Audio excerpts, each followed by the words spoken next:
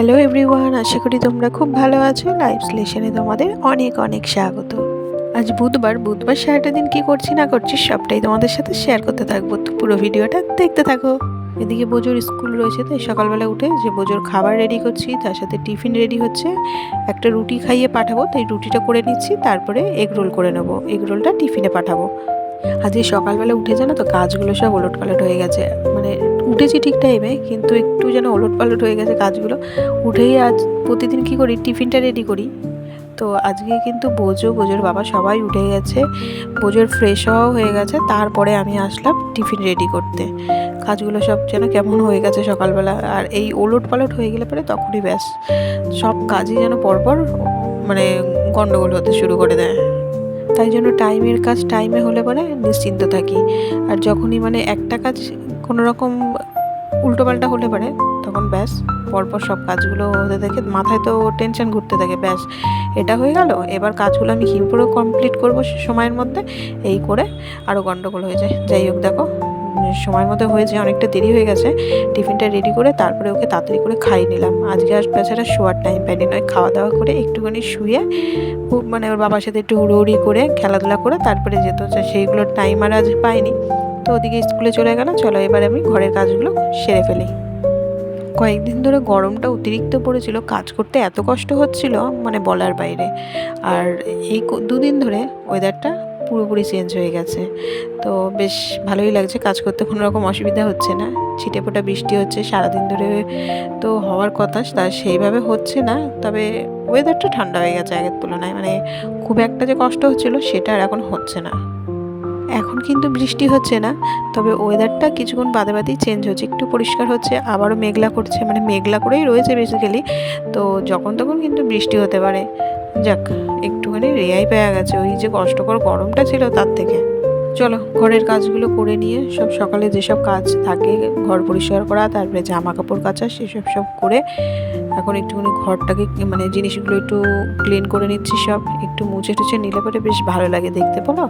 প্রতিদিনের যদি এগুলো করি বেশ অনেকটা পরিষ্কার লাগে ঘরগুলো। চারিদিকে যদি ধুলো হয়ে থাকে, নিজের চোখেই যদি দেখতে খারাপ লাগে বলো তো, তাহলে অন্যদের চোখেও দেখতে কতটা খারাপ লাগবে। কেউ আসলো যদি এরকম ধুলো ময়লা হয়ে থাকে, দেখতে কতটা খারাপ লাগবে। সেই জন্য একটু একটু করে প্রতিদিন পরিষ্কার করার চেষ্টা করি। তবে মাঝে মধ্যে একটু বাদ চলে যায়, তাড়াতাড়ি করে কাজ করার থাকলে পরে তখন একটুখানি মানে মাঝে মধ্যে বাদ চলে যায়। সেই জন্য দিনগুলো আর এগুলোকে মোছামুছি করা সম্ভব হয় না। বাইরে দেখছো কীরকম হাওয়া দিচ্ছে, পর্দাটা উঠছে কীরকম জানলার, মানে ওয়েদারটা ভালোই ঠান্ডা। ঘরের ভেতর একটু গরম আছে ঠিকই, কিন্তু বাইরের দিকে যেহেতু হাওয়া দিচ্ছে, বাইরের দিকের ওয়েদারটা কিন্তু একদমই ঠান্ডা হয়ে গেছে। আর জানো তো গরমকালে যেহেতু জানলা দরজা সব খোলা থাকে, সেই জন্য একটুখানি ধুলো ময়লাগুলো বেশি পড়ে। যেহেতু একদম রাস্তার পাশে ঘর, মানে একদম মেন রাস্তার পাশে না, তবে 5 রাস্তার মোড়ে তো বাড়িটা, তাই জন্য একটু ধুলো ময়লাগুলো একটু বেশি পড়ে। গাড়ি বেশ ভালো চলাচল করে। আর তারপরে হচ্ছে দোকানের ধুলো আছে, যেহেতু আমাদের কম কল, আটাগুলো ধরো করা হয়, ওগুলো ওড়ে ওড়ে তো ঘরের ভেতরেও ঢোকে, তাই জন্য একটু ধুলো ময়লাটা একটু বেশিই পড়ে। আর দেখি আজকে নিচের ঘরটা পরিষ্কার করে নিয়ে উপরের ঘরের যে জানলাগুলো, ওইগুলো যেহেতু স্লাইডার দেয়া, তো খুব প্রবলেম হয়। এত ফাঁকে ফাঁকে ময়লা ঢুকে থাকে আর ওগুলো জমে থাকে। আমার তো এবছর ওই পুজোর আগে মানে ঘর পরিষ্কার করেছিলাম যখন, এত সময় লেগেছে, আর ওই আঙুল ঢুকিয়ে ঢুকিয়ে পরিষ্কার করতে গিয়ে মানে আঙুলগুলোও বেশ ব্যথা হয়ে গেছে, খুব মানে কষ্ট হয়েছে। দেখি আজকে যদি সময় পাই ওই জানলাগুলো একটুখানি মুছে রেখে দেবো, যাতে বেশি ধুলো না পড়ে। ওদিকে ঘরের ডাস্টিংয়ের কাজগুলো প্রায় হয়ে গেছে, এবার জামা কাপড়গুলো সব কেচে চলে আসলাম ছাদে মেলতে। ওয়েদারটা দেখে কীরকম হয়ে রয়েছে, মেঘলা করে রয়েছে আর হাওয়া দিচ্ছে বেশ। জানি না জামা কাপড়গুলো আদৌ সময়ের মধ্যে শুকোবে কিনা, আর বৃষ্টি নামলে পরে আবার এইগুলোকে ভেতরে দেওয়া, এই এক ঝামেলা। ওয়েদার চেঞ্জ মানে হোক, এটা তো খুবই চাই যে অতিরিক্ত যখন গরম পড়ে মনে হয় ওয়েদারটা চেঞ্জ হোক, একটু বৃষ্টি হোক, ঠান্ডা ঠান্ডা পড়ুক। কিন্তু এই যে বৃষ্টি হলে পরে জামা কাপড় মেলে যে ছাদে দিয়ে আসা হয়, ওই তোলা আর ওই মেলা এত বিরক্তকর, মানে আর ভালো লাগে না যেন। ওদিকে সকালে জলখাবারটাও রেডি করে নিলাম, তরকারি করা হয়ে গেছে, তো এখনও সময় আছে, তো মনোযোগ হলে একটু পরে খাবে। তো আমি ততক্ষণ কচুলতি নিয়ে এসেছি আজকে বাজার থেকে। আর এইসব কাজ করতে তো অনেকটা সময় লাগে, কচুলতি বাছতে মানে অনেকটা সময় লাগে। তো আমি বললাম ঠিক আছে, হাতে কাজ রয়েছে, ফাঁকে আমি কচুলতিগুলো ছাড়িয়ে নিই সব। আর এক গাদা কচুলতি নিয়ে এসছে। আর আমাদের বাড়িতে জানো তো মানে পদে পদে অনেক রকমের রান্না হয়, সেটা সবাই চায় কিন্তু খেতে ভালোবাসে, কিন্তু হচ্ছে একটা তরকারি দিয়ে একটা মানে তরকারি যে বেশি করে হবে, বেশি তরকারি কেউ ভালোবাসে না, মানে অল্প অল্প করে অনেক কিছু হবে এরকম একটা ব্যাপার। তাই পুরো কচুলতিটা ছাড়াইনি, অল্প করে আজকের মতো ছাড়িয়েছি, আর বাকিটা থাক আর একদিন করব। তো সবার জলখাবার খাওয়া প্রায় কমপ্লিট হয়ে গেছে। এবার আমি নিয়ে বসলাম এদিকে তরকারি, তার সাথে দুটো রুটি আর একটা মিষ্টি। আর আমার জানো তো রুটি বলো, লুচি, পরোটা এগুলোর সাথে না শেষ পাতে একটুখানি মিষ্টি হলে পরে খুব ভালো লাগে। মানে যাই হোক ছোটো কিছু থাকুক যাই, মানে একটু মিষ্টি হলে পরে ভালোই হয়। তাহলে দিয়ে ব্রেকফাস্ট কমপ্লিট করে চলে আসলাম রান্নাঘরে, যেখানে আমার সবচেয়ে বেশি সময়টা কাটে দিনের। তো চলে এসেছি দুপুরে রান্না নিয়ে। ওদিকে কাঁকরোল ভাজা বসিয়ে দিয়েছি, আর এদিকে ভাতটাও হয়ে গেছে, ভাতটা নামিয়ে দিলাম।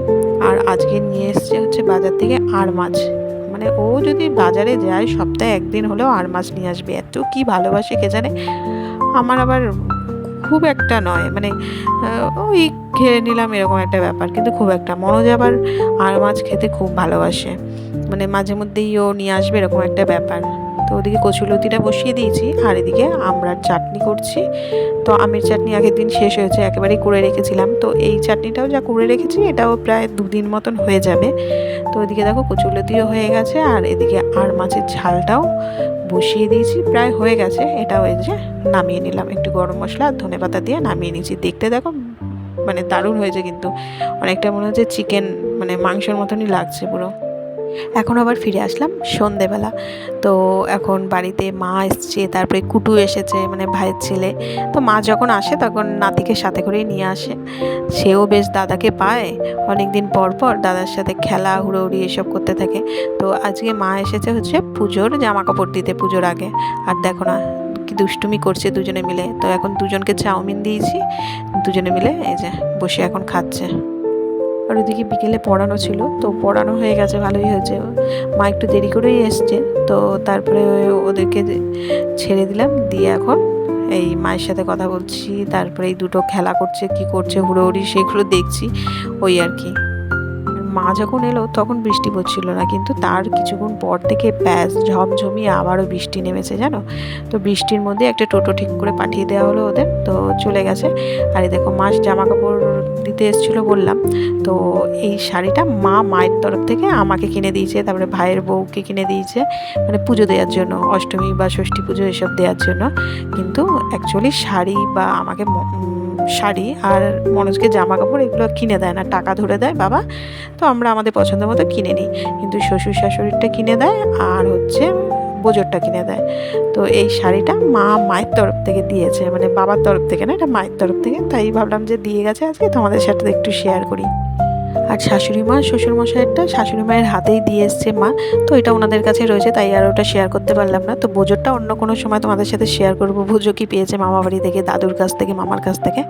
তো চলো আজকের মতো ভিডিওটা এখানেই শেষ করছি। যদি ভালো লেগে থাকে অবশ্যই কিন্তু লাইক, শেয়ার অ্যান্ড সাবস্ক্রাইব করে দিও। আর ভিডিওটা কেমন লাগলো সেটা একটা কমেন্ট করে জানিও।